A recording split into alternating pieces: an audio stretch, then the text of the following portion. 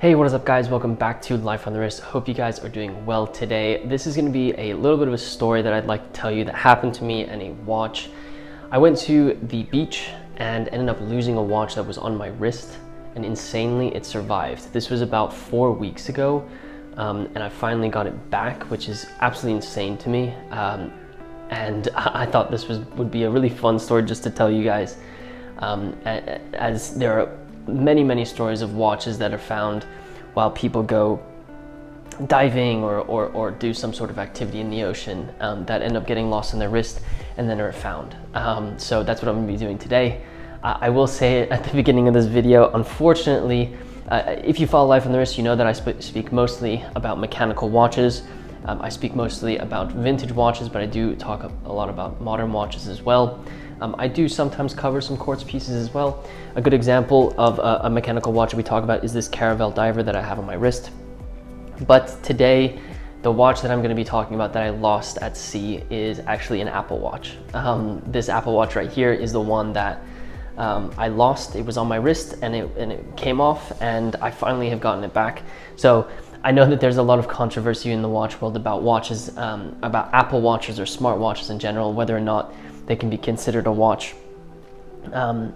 I have always said that I consider it technology, but for the purposes of this video, I'm gonna say that it is a watch. Yeah, this is the watch that I'm gonna be talking about. I've had this watch for a couple years now. You probably see in some of my videos, I'll be wearing two watches on my wrist. I'll wear a mechanical piece on my left wrist, and then I'll wear the Apple Watch on my right wrist. I really wear this watch from the health perspective. I like to track the activity that I do and make sure that I get enough activity throughout the day. It also helps me track my heart rate and things like that. So I think that's another really great benefit of this watch. But like I said, I consider this to be technology. I love what's on my left wrist. This is sort of wearable technology.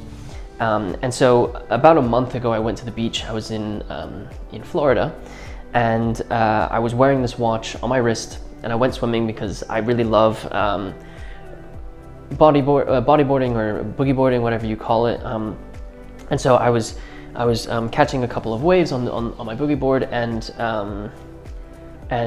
this massive wave came, and obviously I had to grab it, but I actually got rolled. So I went up over the top of it and got rolled into the water. Probably one of the bigger waves of the day, and didn't really think about the watch that I was wearing on my wrist. I had it locked.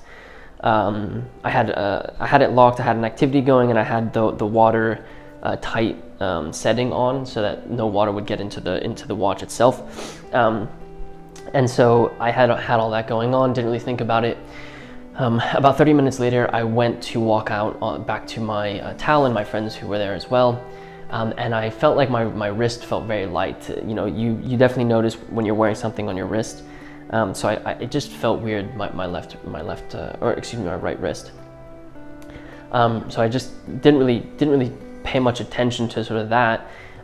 But about, I'd say as we were walking in, I was like, okay, I gotta look at my watch for the time, and I realized I didn't have it on my wrist, and I was like, oh my gosh, I cannot believe I lost my watch. What I think happened was when I got rolled in the wave, this basically came undone. It sits like this, and if you notice, this is about the setting that it wears, and there's very little extra of this band that's actually underneath the other side of this band. So what I think happened was the pressure, the water basically went straight through my wrist. This ripped off here, and then the thing ripped off there as well. So I think I could tell a story about what actually happened during that time. So what I decided to do was, what's really cool about Apple products is there's a Find My iPhone or Find My Apple Watch app that they have, which allows you to track the locations of your watches. So my watch was in the apartment that I was staying at, so I went and got my phone and started walking around the beach trying to see if I could pick up the location of this watch.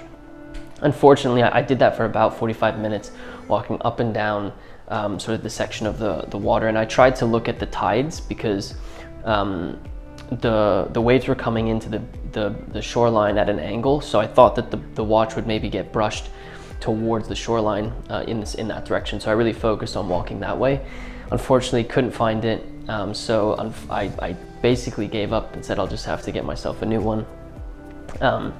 It was actually kind of sad, I'm not gonna lie. You know, I've had this watch for a very long time. It was a gift from my parents, and so it was kind of sad that I lost the thing that I was gifted from them. When I lost it, I thought about a couple things. I was like, okay, so either the watch is going to get brushed out into the ocean, it'll get brushed out into the ocean and probably won't see it. It'll probably go into some deeper part of the ocean that, you know, people aren't going to really get to, or it's going to actually get buried under the sand, and maybe someone will end up finding it. I still thought that it would move in the direction of the waves, because to me there was no way that it wouldn't, that the currents were strong enough that I think it would do something like that. So I was optimistic that would happen, but I really wasn't thinking that anyone was going to end up finding it. So, you know, fast forward 3 weeks later, I had purchased a new Apple Watch at the time, and so I was wearing that watch, and I got actually, just before we go there, what's really cool about this Apple product actually is there's a way that you can actually put a lost alert on the watch. So if anyone ends up finding it, the alert will show. And so what I did was I actually put my phone number on the watch and said, you know, call this number if you find this watch, just in case someone ended up finding it. Again, I wasn't super optimistic. Another thing that I wasn't optimistic about is whether or not this watch would actually work when it came back to me, if I ever ended up getting back to it, if I ever ended up getting it back. The reason being is, like I said, there's a setting on this watch, which is this little water droplet. I don't know if you can see it, but there's a water droplet that basically says, okay, don't allow any water to go inside of this watch.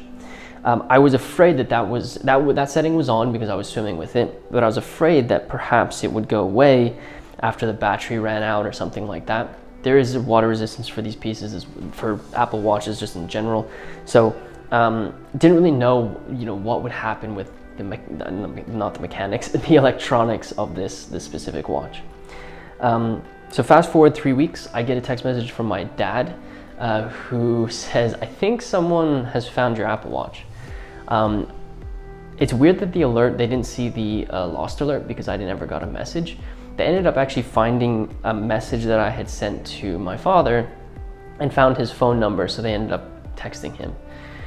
It was a couple who was in Florida for the holiday, and apparently the gentleman was walking in the ocean and ended up stepping on my Apple Watch. So it apparently stayed towards the shoreline, or maybe went out and came back in to the shoreline, and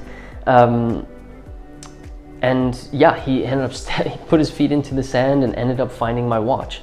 Pretty insane that it one, lasted so long in water, in sand, and in sun, and also pretty insane that he contacted me to return the watch.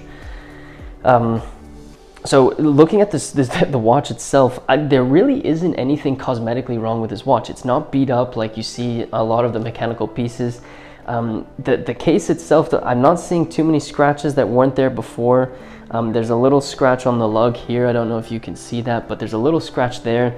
The bracelet isn't, you know, worn from the from the salt water, anything like that. I did notice that in the holes on this strap, there was a little bit of salt that had sort of affixed to the bracelet. But if I'm completely honest, I feel like it's even more, it feels a little bit more stiff than it did when I was wearing it previously.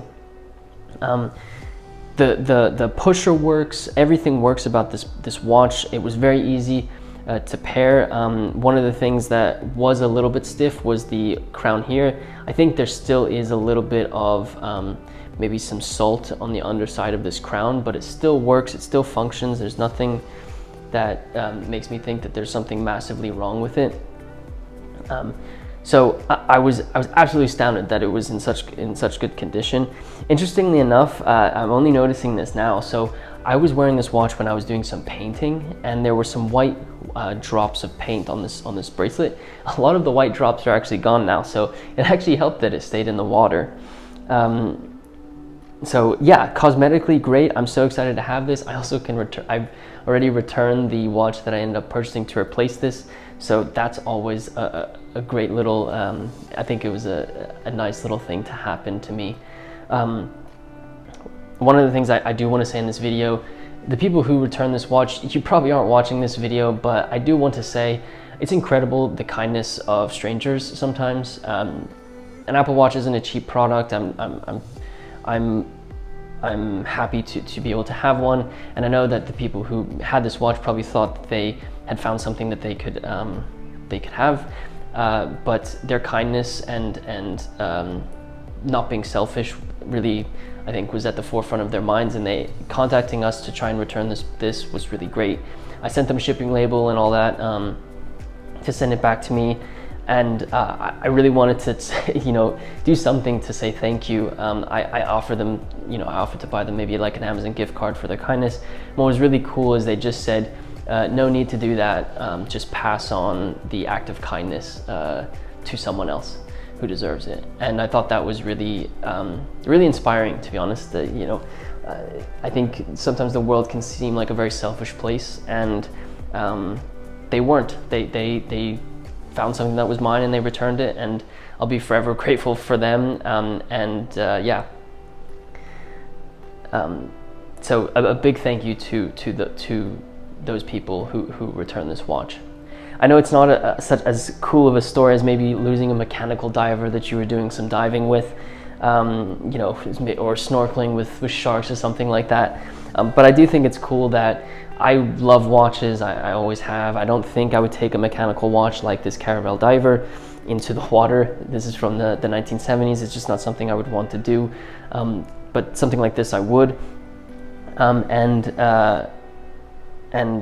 the fact that it survived 3 weeks and is basically in the exact same state as it is now, I think is a testament, one, to the quality of the Apple Watches, but also just the fact that you can be pretty active in these pieces. Sure, it's not my ideal story. I wish it was like a Rolex Submariner that was in the ocean for many years. But a watch that was in the ocean for 3 weeks and is now back in my possession is just an insane story to me, and a funny part along the watch journey. So I don't think I can give I should not hate on Apple Watches from this point forward, because I never did, but I don't think I can give them any flack because it certainly lasted the trip in the ocean without me. So I hope you guys enjoyed hearing the story about this watch that I lost in the ocean. Let me know what you think in the comments. I'd love to hear your thoughts. Once again, thank you so much to the couple for returning this watch to me. I'm so glad to have it back and to be able to have it on my wrist. It is on my right wrist. I will always wear a mechanical watch on my left. It's even though it's not a mechanical piece that we talk about a lot on this channel, it is something. So if you like these types of videos, be sure to hit the subscribe button.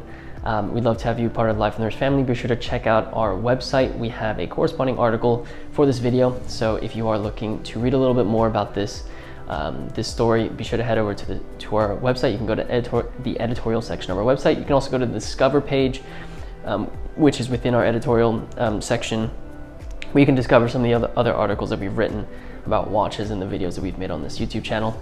Be sure to hit that like button for us. It really does help us out with our YouTube analytics. And with that said, guys, thank you so much for watching this video, and until next time.